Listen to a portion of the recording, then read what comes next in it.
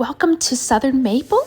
We are going to be making cinnamon scones. To start with, you want to take a cup and a half of milk and add to it cinnamon chips. If you don't love cinnamon chips, you can skip adding those in. And then you want to lightly whip up 4 eggs and add to your cinnamon mixture your eggs and some vanilla. And then set your wet ingredients aside so that they can rest and those chips can soften, especially if you're using those cinnamon chips. Meanwhile, in a large bowl, combine some flour, your sugar, some baking powder, and some salt, and set that aside. And you can then cube some cold butter, and you might even want to pop it into the freezer before you cut it up, but it's key to have it well chilled. Once you have cut your butter into small cubes, you can toss it into a bowl with your dry ingredients and just stir to coat, and then you can mix it up with a sturdy pastry blender until it is a fine crumble. It will not be perfect. Add your wet ingredients to your dry ingredients and just slightly stir and toss that in the bowl. You don't want to over stir because scones, just like biscuits, are delicate and you do not want those to be tough.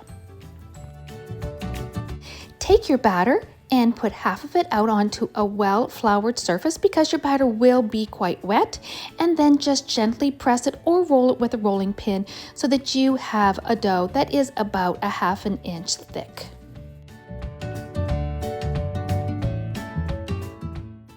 In a small bowl, combine some melted butter, brown sugar, and cinnamon, about 2 to 3 tablespoons depending on how much you like cinnamon.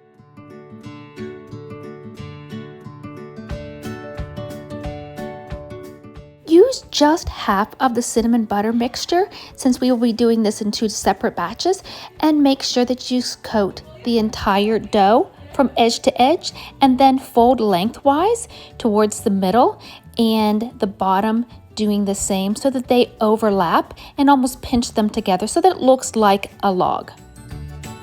Cut the log into pieces. You can do rectangles or triangles, and it will make in between 8 to 16 servings, depending on how large you want to cut your scones.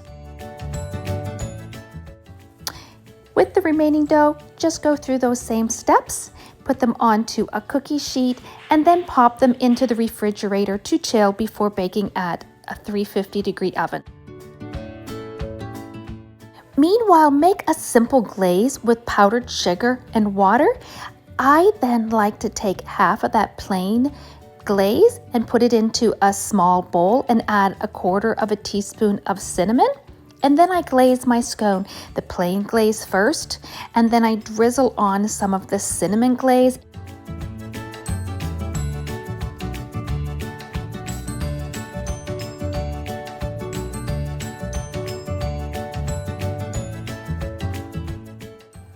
I hope you enjoy this recipe. Share with some friends and family, and don't forget to subscribe to my channel and turn on the notification bell so you never miss a new recipe.